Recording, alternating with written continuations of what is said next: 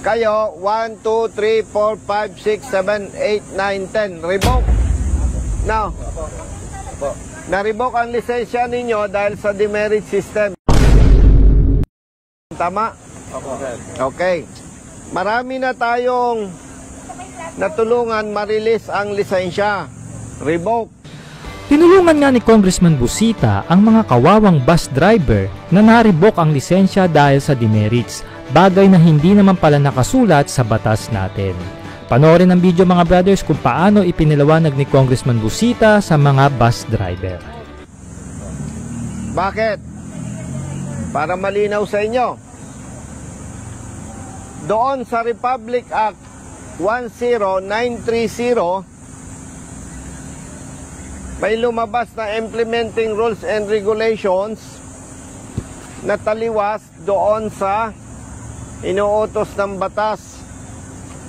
Ang sabi doon sa Republic Act 10930, kapag 5 taon yung lisensya mo, wala kang violation, ang kasunod na renewal mo 10 taon. Yun yung isa. Ang pangalawang layunin ng batas na nabanggit ko, sinasabi doon, dapat maging maayos ang sistema ng LTO sa pagbibigay ng lisensya sa pamamagitan ng theoretical at practical driving test. Na kapag magkaroon ka ng lisensya at may anomalya, papanagutin ng LTO personnel at ang nabigyan ng lisensya. Yun lang ang tinutukoy doon. Hindi ninyo makikita sa batas na yon na nag-utos na magtakda ng demerits ang LTO, at kapag driver ka ng bus, ako ay driver ng pribadong sasakyan, kung 5 ang demerits sa akin, sa'yo ay times 2, 10. Walang sinabi doon. Wala din sinabi sa batas na kapag 40 demerits, automatic revoke ang lisensya. Walang inutos na ganon. Nag-submit tayo ng House Resolution sa Kongreso para maitama ito, pero hindi pa nabigyan ng oras para magkaroon ng kaukulang hearing. Sa tulong ng Executive Director ng LTO at syempre sa approval ng LTO Chief Asek Bigor Mendoza, marami na tayong natulungan na release ang lisensya. Kasi nga, walang batas na nag-uutos. Ngayon, paliwanag ko sa inyo, yung nakaupo ngayon na DOTR Secretary, Secretary Vince Dizon, wala pa siya noong lumabas ang implementing rules and regulations. Si Asek Bigor Mendoza, LTO Chief ngayon, wala pa rin siya sa posisyon nung lumabas yan. Ganon din si Attorney Greg Puwa, Executive Director. So, sa parte nila, sila ay nagpapatupad lamang at tumutulong sa atin. Malinaw? Okay. Hindi ibig sabihin nito, binabaraso natin ang LTO. Nagkaroon lang ng problema, mali yung implementing rules and regulations na lumabas. Kaya, dapat mag-appeal tayo. Hindi natin pag-uusapan dito yung mga violation ninyo. Kasi, yung violation ninyo, nagmulta na kayo eh. Tapos, dodoblehan pa kayo ng parusa. Tanggal lisensya, walang hanap buhay. Mali yon. Ang pinakamali doon, hindi inutos ng batas. Hindi ko kayo tatanungin, anong violation mo? Ang tanong lang dito, na-revoke ba ang lisensya mo dahil sa demerits? Yes. Pag ganun ang sagot mo, automatic, mariresolve yung problema mo, mababalik sa iyo ang lisensya mo. Demerits ka? Ikaw? Ikaw? Ikaw? Ikaw? Demerits? Ikaw? Demerits.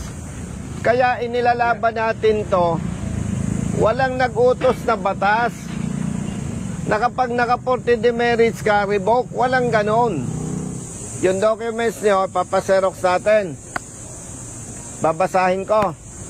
Kasi, meron tayong tutulungan eh. Yes po. Dahil mali ang kanyang apila, talo. Babasahin ko muna yung inyong mga salaysay. 1, 2, 3, 4, 5, 6, 7, 8, 9. Ipaserox muna ninyo.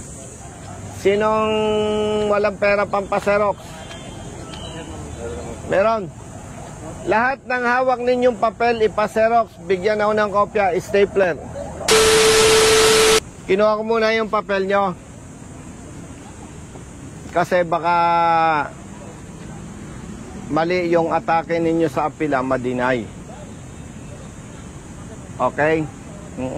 Re-reviewin ko ito. Alert kayo ng next week.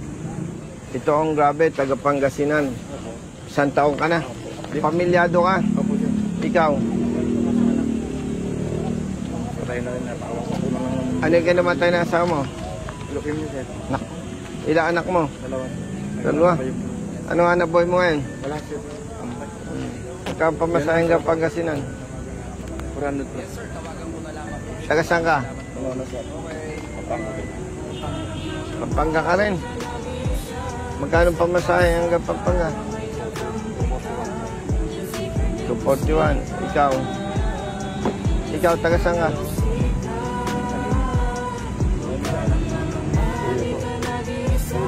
Ikaw?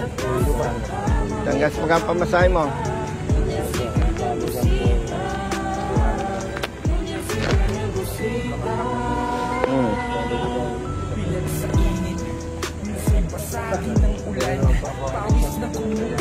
Tapos na eleksyon eh. Payat nga yan eh. Ikaw, magkano? Isang biyahe, 400. O, pamasahe. Balikan. Ikaw. Ha? 241. Di times 2, nasa 500. O, biyakin nyo. Patiin mo. Taga saan ka? Ang gono lang. Awag ka na. Lapit mo. Ha? Basta magkita tayo, sagot ko pamasahe nyo. Yung taga malayo, ha? Eh, mahirap lang yung inyong kakampi. Kaya magtyaga-tyaga kayo dyan. Ha? Eh, kahit tayo ay talo, tuloy pa rin. Hindi pwedeng umatras tayo dahil kawawa kayo. Di ba? Sinong tutulong sa inyo? Meron? Wala? Wala. Kasi sabi ko. Ha? Hayaan nyo, yung masasama, mamamatay din yan. Ha? No? Diba? Kawawa ang pamilya nyo. Yon ang pinakamabigat. Katulad mo, single parent. Ilan anak? 2, oh. Ikaw, pamilyado. Ikaw. Oh. Talagang, ano eh, dahil sa walang kaingat-ingat ng mga nanunungkulan, hindi lang kayo ang naperwisyo. Maswerte kayo, mahal kayo ng misis nyo. May tinulungan kami, taga Davao City.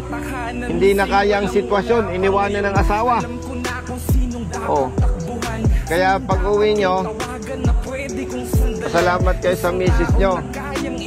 Tapos alas 5 pa lang, maligo na kayo. Diba? Ito, hindi trabaho ng congressman. Kaya lang, anong gagawin natin? Bahala kayo sa buhay nyo. Hindi pwede. Kaya ako'y pumasok sa politika para magsulong ng batas. Pero sa loob ng 3 taon ko, kahit isa, hindi pinalusot sa Kongreso. Kaya naghangad ako magsenador. Pero natalo tayo. Huwag kayong malungkot. Dahil halos lahat ng nakakausap ko, ibinoto daw si Colonel Busita. Pati pamilya, bumoto. Eh, wala naman tayong pera para tayo magpetisyon. Matuto tayong tumanggap ng problema. May mga oras para sa atin. Kailangan lang maging matatag tayo. Katulad nito, mali ang pagpapatupad ng batas. dapat itama ang implementing rules and regulations. Wala tayo sa posisyon, pero magsisikap tayo na maitama ito. Pagpasensyahan ninyo, dahil tayo sa ating bansa may mga nanunungkulan na nagsasabing public servant, pero ang totoo, perwisyo lang. Pero mo, hindi naman inuutos ng batas na gawin sa inyo yan, pero lumabas sa IRR, ganyan. Bakit malakas ang loob ko magsalita sa inyo ng ganyan? Nakita ko kinonsulta ko sa abogado ano pa ang patotoo natin? Yung mga naunang lumapit sa akin, okay na, nagmamaneho na, nabalik na ang lisensya. Kaya doon sa mga taga-malapit, paumanin, wala akong maibigay sa inyong tulong na suporta. Yun naman taga-malayo, ang kaya ko lang itulong, yung inyong pamasahe, mabalik lang, back and forth. No? Okay? Kayo ba, nagtanghalian na? Ha? O sige. At i-evaluate ko ito para yung ating atake sa apila malinaw. Baka mamaya hindi ko naman kayo hinahamak, sinubmit natin to, baka merong hindi mo dapat binanggit. Kasi kaya naging mahigpit ako ngayon na dapat ma-review ko. May lumapit sa amin, may-ari ng bus, nag-appeal, denied. Binasa ko, mali ang appeal. Ay maabala tayo ng matagal. Kaya dapat makita. Brother Matt, ano yung lumapit sa atin? Panalo dapat, mali ang atake. O di talo. So gano'n lang mga brothers. O sige, brother. Sige. Tawag po kami sa number po ninyo. Yung inyong telepono, laging bukas ha. Ulitin ko, yung inyong telepono, laging bukas. Para pag tumawag kami, magkakausap tayo. Kung wala kayong pang-load, benta ang cellphone. Okay? Sige, mauna na muna kayong magbiyahe. Ingat ha.